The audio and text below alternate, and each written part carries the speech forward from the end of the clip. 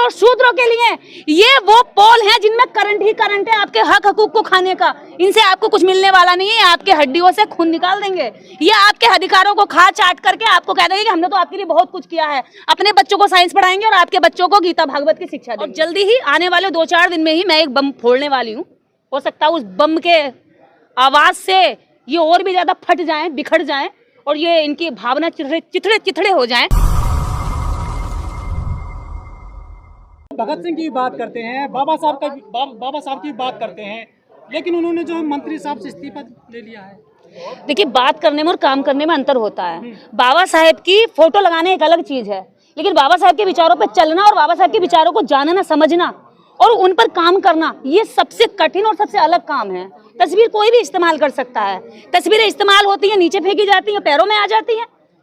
तस्वीरों का कोई अगर आप उन पर चल नहीं रहे, उनके विचारों पे नहीं चल रहे, तस्वीरों को कोई महत्व है? मुझे बताइए। आप झंडा लेकर के चलिए, अगले दिन तिरंगा सड़कों पर मिलता है, कूड़े में मिलता है, लेकिन सम्मान तो उसका यहाँ होना चाहिए ना, यहाँ से चलना चाहिए ना विचार दिमाग से। दिमाग में तो आपके ब्राह्मणवाद भरा हुआ है, नफरत भरी हुई है, ऊंच नीच भरी हुई है, छुआछात भरी हुई है, छोटे लोगों को छोटा बना के रखने की जो है सोच जो चल रही है वो बनी हुई है, मानसिकता बनी हुई है। तो आप कैसे कह सकते हैं कि आप बाबा साहब अम्बेडकर के फॉलोवर हैं? मैं तो ये कहती हूँ कि आप जिस समाज का इतना बड़ा वोट परसेंट ले रहे हैं, आप उस समाज को, लोगों को इतना बेवकूफ समझते हैं कि तस्वीर दिखा दी कि देखिए हम तो आपके बाबा साहब को यहाँ लगा के घूम रहे हैं तस्वीर को, लेकिन जब उनकी विचारों पर चलने की बात आती है तो वो एक मंत्री से इस्तीफा ले लेते हैं केवल इसलिए। वो तो कह रहे हैं कि उन्होंने स्कूल भी बनवाए और शिक्षा, जो बाबा साहब का एक मिशन था, शिक्षित करना है भारत को, उसके लिए भी काम कर रहे हैं।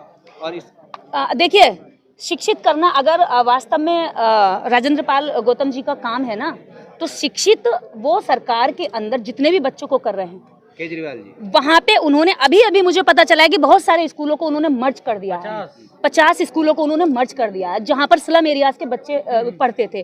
तो अगर वो उन बच्चों को पढ़ाना चाहते बाकी में, तो स्लम एरिया के जो स्कूल हैं, जो बच्चे पढ़ रहे थे, फ्री में उनको एजुकेशन मिल रही थी, वहाँ से क्यों खत्म करे? 50 स्कूलों को बंद करने का मतलब आप जानते हैं? एक स्कूल में 1000 बच्चा हुआ तो कितने बच्चे हो गए? 50,000 बच्चे हो गए। तो 50,000 SC दलितों के बच्चे खत्म हुए हैं, ये या ओबीसी के बच्चे खत्म होंगे, या मुस्लिम कम्युनिटी के बच्चे होंगे।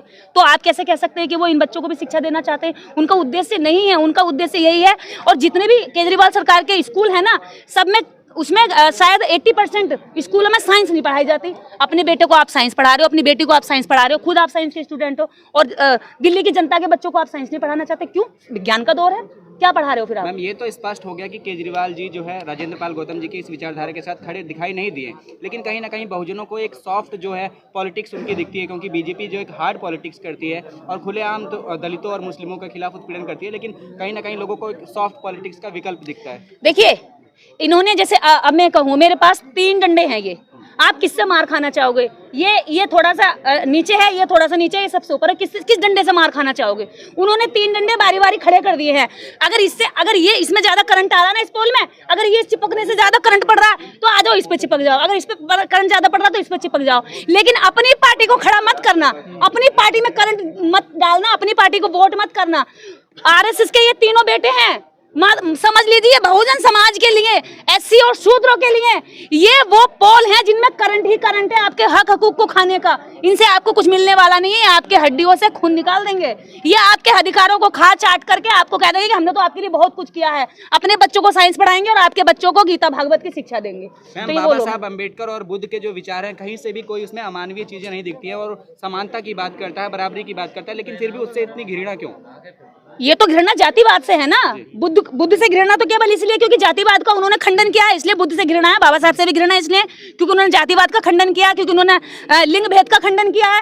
तो ये जो विरोध करते हैं उन दोनों महापुरुषों का, इस दुनिया के नहीं, उन सदियों में ऐसे कभी कभी विरले पुरुष ऐसे पैदा होते हैं, उनका भी ये परवाह नहीं करते, क्योंकि इन्हें जाति व्यवस्था बनाए रखना सबसे ज्यादा जरूरी लगता है। हाल ही में RSS प्रमुख मोहन भागवत ने कहा है कि हमें जो है उत्पीड़न नहीं करना चाहिए और सभी बराबर हैं, जातिवाद को अब खत्म करना चाहिए। इस बयान को आप कैसे देखती हैं? तो मोहन भागवत जी, जब 22 प्रतिज्ञाओं के खिलाफ आंदोलन हो रहा था यहाँ पर, उनके घर के आगे जब वो हनुमान चालीसा पढ़ रहे थे, तो मोहन भागवत जी क्यों नहीं दिए बयान कि हनुमान चालीसा मत पढ़ो, 22 प्रतिज्ञाएं दोहराओ। अगर मोहन भागवत जी कह रहे हैं कि जाति व्यवस्था और वर्ण व्यवस्था गलत है, तो जाति व्यवस्था वर्ण व्यवस्था जिन धर्म ग्रंथों में, जिन वेद पुराणों में लिखी गई है, उन वेद पुराणों को सार्वजनिक जला दो ना। कह दो ना कि ये इंसान को इंसान से बांटते हैं, भाई को भाई से बांटते हैं, बहन को बहन से बांटते हैं, महिला पुरुष में भेदभाव करते हैं। खत्म करो इन्हें। हम सबका एक ही ग्रंथ है, संविधान, और आराम से लड़ाई खत्म हो जाएगी देश की। सत्येंद्र जैन पे आरोप लगते हैं या सिसोदिया पे लगते हैं तो पूरी आम आदमी पार्टी हाँ? कॉन्फ्रेंस करती है, लेकिन गौतम साहब के लिए कोई नहीं आया सामने। देखिए, उन पे तो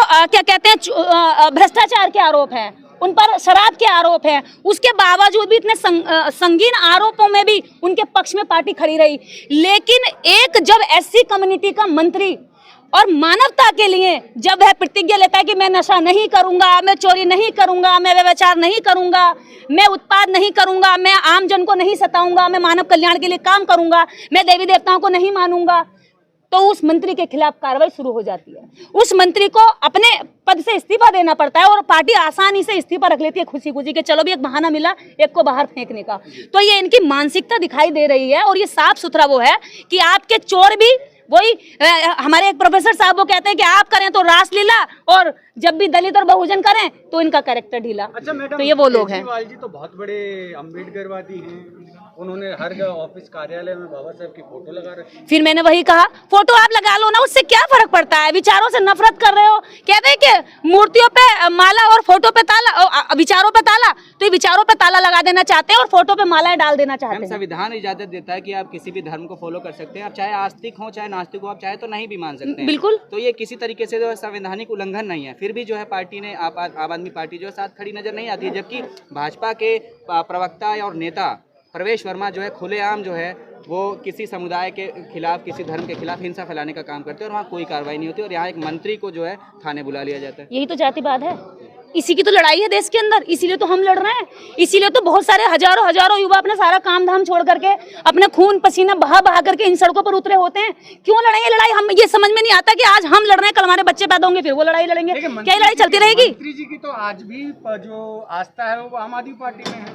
देखिए, अगर मंत्री जी की आस्था है उसमें, तो हो सकता है उनको कुछ उम्मीद हो अपनी पार्टी से, वो उसके अंदर रहे हैं। हो सकता है उन्होंने कुछ ऐसा देखा हो कि कहीं ना कहीं बुझती हुई राख में उन्हें लग रहा हो कि कहीं कोई चिंगारी बची है, उसको टटोल रहे हो सकता है। नहीं खड़ी है ना उनके साथ, पार्टी ना खड़ी हो सकता है, अंदरूनी कुछ उनसे पैक्ट हुआ हो, अंदरूनी उनसे कोई बात हुई हो कि चलो भी ठीक है, आप अभी क्या कहते हैं गरम खाओ है, क्योंकि आप पे ये सवाल बन सकते हैं कि आपको आज आके ये सारी कमियां दिखाई दी हैं आम आदमी पार्टी में। जब वे वोट ले रहे थे, जब वो अम्बेडकर जी की तस्वीरें दिखा रहे थे, भगत सिंह की तस्वीरें दिखा रहे थे, तब तो आपको ये सारी चीजें, कमियां नहीं दिखाई दी। लेकिन आज एक इस्तीफा मांग लिया गया तो आपको सारी तकलीफें दिखाई लगी। करेक्ट। अगर भ्रष्टाचार के नाते, अगर मंत्री जी भ्रष्टाचार में लिप्त पाए जाते, यदि मंत्री जी पे कोई किसी तरह के आरोप लगते, छेड़छाड़ का आरोप लगता है, या पैसे के गमन का आरोप लगता है, या सरकार के साथ गद्दारी का आरोप लगता, और उनसे अगर इस्तीफा मांगा जाता, तो हम में से कोई भी नहीं बोलता, क्योंकि आरोपी को सजा मिलनी चाहिए। लेकिन यहाँ मंत्री जी का दोष कतई नहीं है, निर्दोष होते हुए भी उनसे इस्तीफा लिया गया है। इसलिए ये सजा, इसलिए ये समाज की आंखें पहले से खुल रही हैं और देख भी रहे हैं। जब आप अपने गलत आदमी को बचाने के लिए काम कर सकते हैं, तो यहाँ सही आदमी के साथ खड़े होने में आपको क्या डर लग रहा है? और पार्टी के अंदर यही रूल्स होता है, अपने कार्यकर्ताओं को और कोई बचाने की कोशिश करता है, तुम उन अपराधियों को तो बचा सकते हो, लेकिन यहाँ एक निर्दोष व्यक्ति को आप बचा नहीं सकते, जो आपकी पार्टी का एक प्रतिष्ठित और जिम्मेदार व्यक्ति है, केवल इसलिए क्योंकि वो जाति से छोटा है या आपकी व्यवस्था में वो नीचे आता है। मैम कहीं ना कहीं पॉलिटिकल बार्गेन भी तो हो सकता है ना, कि गुजरात तक शांत रही है, तब आपको बाद में बड़ा पद दे दिया जाएगा, क्योंकि अंदर खाने बात मुझे ऐसी सुनाई दी है। अच्छा, तो हो सकता है आपके कान वहां तक पहुंच रहे हो, मेरे तो कान अभी वहां नहीं पहुंचे हैं। मुझे नहीं पता कि अंदर क्या चल रहा है। मैं तो दिल्ली से भैया बहुत दूर रहती हूँ, मैं तो कभी कभार यहाँ जब जरूरत होती तो मैं आ जाती हूँ। अंदर क्या हो रहा है ये तो ना मैं कह सकती खुल करके, मुझे पता भी नहीं है वैसे वास्तव में कि अंदर क्या है। मैम आपको नहीं लगता इस मसले ने जो है बहुजन विचारधारा को और मजबूत कर दिया और फैला दिया? अगर ये बात इतनी तूल नहीं पकड़ती तो ये शायद समाप्त हो जाती, लेकिन इसका विरोध कर देने से, भाजपा के इसके विरोध कर देने से और बड़ा मुद्दा बना, और भी लोग जो है इन प्रतिज्ञाओं के को लेकर सचेत हुए। देखिए, अभी तो ये शुरुआत हुई है, ये ट्रेलर है, फिल्म तो हम करेंगे तैयार और चल रही है, और जल्दी ही आने वाले 2-4 दिन में ही मैं एक बम फोड़ने वाली हूँ। हो सकता है उस बम के आवाज से ये और भी ज्यादा फट जाएं, बिखर जाएं, और ये इनकी भावना चिथड़े हो जाएं। हो सकता है भावनाएं बहुत जल्दी टूट जाती हैं। और अब तो मुझे लगता है कि इस देश के अंदर अभी तक पुरुषों ने बुद्ध धम्म अपनाया है, अब एक और बुद्ध धम्म अपनाया जाएगा जो मंच से महिलाएं अपनाएंगी और हजारों नहीं लाखों की संख्याओं में मैं महिलाओं को बुद्ध धर्म की दीक्षा दिलवाऊंगी। ये रोक के दिखा रहे हैं, इन प्रतिज्ञा को ये जितना दबा रहे हैं ना इतना उछल कर आ रही हैं। अरे तुमने 70 साल केवल दिए हैं, अभी इन 75 सालों में तुम इनसे डर गए।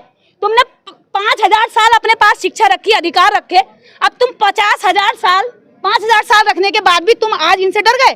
तुम अब ऐसा करो, बदले में तुम जो है 50 साल शिक्षा से वंचित हो जाओ, अधिकारों से वंचित हो जाओ और हमें सिर्फ 20 साल दे दो। देखो देश को फिर से हमने सोने की चिड़िया ना बना दिया तो, देखो फिर से देश को विश्वगुरु ना बना दिया हो तो। लेकिन तुम लोगों के अंदर क्या है, तुमने इंसानियत को कुचला है, तुमने मानवता को पीछे रखा है, तुमने महिलाओं को पीछे रखा है। आज समानता का, सम्मान का, न्याय का, बंधुता का जब देश बनने को जा रहा है, हम जैसे लोग अपना सब कुछ उठा करके इसमें लगे हैं देश को बनाने में, तो आपको अच्छा नहीं लग रहा है। क्योंकि आप आज भी देश को वही चाहते हैं जब आदि मानव चलता था, आग से डर गया तो बिजली से डर गया, बिजली कट गई तो उसने भगवान समझ लिया। अरे साइंस का जमाना है, अब ऐसा कुछ डरने की जरूरत नहीं है ना। आप अभी भी डर फैला रहे हैं तो डर निकल चुका है लोगों का। मैम ये लड़ाई जो है ये विचारधारा की लड़ाई है, किसी व्यक्ति विशेष के लिए लड़ाई नहीं है। ये मनुवाद और अम्बेडकरवाद की लड़ाई है। अम्बेडकरवाद जो कि मानवता की बात करता है, इसको आप किस तरीके से देखते हैं? लोग इसको व्यक्तिगत तौर पे अपने धर्म के अवहेलना के तौर पे लेते हैं। देखिए भाई, कोई भी अपने दिल पे मत लेइयो, अभी कह रही हूँ, कोई भी अपने दिल पे मत लेइयो और कमजोर दिल वाले मुझे मत सुनियो। कान खोल के अभी सुन लो, तो थोड़ा मन को मजबूत कर लियो और फिर मुझे सुनियो, तब खोलियो निर्देश सिंह की वीडियो। ठीक है भाई, मैं जितना भी बोलती हूँ इस देश के अंदर 2 विचारधाराओं पर मैं बोलती हूँ। एक तो है वो जो सबके न्याय की बात करती है, तुम्हारी बेटियों की सुरक्षा की भी बात करती है, तुम्हारे बच्चों के न्याय की भी बात करती है, और एक है वो जो तुम्हें मीठा मीठा बोल करके तुम्हारी बहन बेटियों के ऊपर गलत नजर रखती है, तुम्हारे अधिकारों को बर्बाद करने की कोशिश करती है। तो अब आप सोच खुद लो कि मैं किसी को व्यक्ति विशेष नहीं कह रही हूँ और किसी से ये भी नहीं कह रही जबरदस्ती बौद्धिस्ट बनो, नहीं। बुद्ध को पढ़ो, अच्छा लग रहा है आ जाओ, नहीं लग रहा अपने वहीं रहो, बजाओ घंटे, हमें क्या फर्क पड़ता है। हम तो इनसे भी कह रहे हैं, मोहन भागवत जी कह रहे हैं कि भैया वर्ण व्यवस्था खत्म होनी चाहिए, तो आ जाओ ना, फिर बौद्ध धर्म अपना लेते हैं सारे लोग, देश की लड़ाई खत्म होगी। मुझे लग रहा है देश इस दुनिया के अंदर सबसे खूबसूरत देश बन जाएगा। आ जाओ ना, तुमसे तो लड़ाई है और तुम ही कह रहे हो कि बड़ व्यवस्था खत्म होनी चाहिए। तुमने तो बड़ व्यवस्था बनाई है और अब तुम ही कह रहे हो बड़ व्यवस्था खत्म होनी चाहिए। ये तो वही आदमी हो गए आग लगा के, हमारे गाँव में एक कहावत है, आग लगाए झमारो दूर खड़ी। आग लगा के झमारो क्या, दांत दिखाती हुई लड़ रही है। गांव में महिलाएं लड़ाई करवा देती है ना, तो ये वही मोहन भागवत जी हैं जिन्होंने जातिवाद का जहर बोया। मैम वो कहते हैं कि श्रीलंका में जो है बौद्ध जो है वो